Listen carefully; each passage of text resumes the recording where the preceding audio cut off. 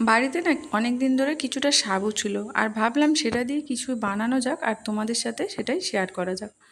বা সাবুটা ভালো করে ভিজিয়ে নিয়েছি পরিষ্কার জলে ধুয়ে, আর জলটা পরিমাণ মতন দিতে হবে যাতে সাবুটা একদম ঝরঝরে থাকে।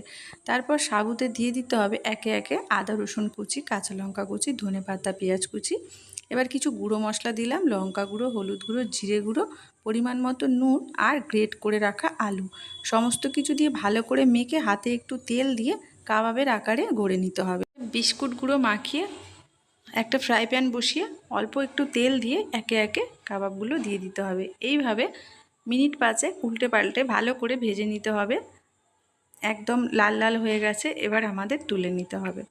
এরপরে সস কাঁচা লঙ্কা দিয়ে পরিবেশন করতেই পারেন। খেতে কিন্তু খুব সুন্দর হয় আর দারুণ টেস্ট হয়। আপনারা কিন্তু নিরামিষও বানাতে পারেন, অসম্ভব সুন্দর খেতে হয়।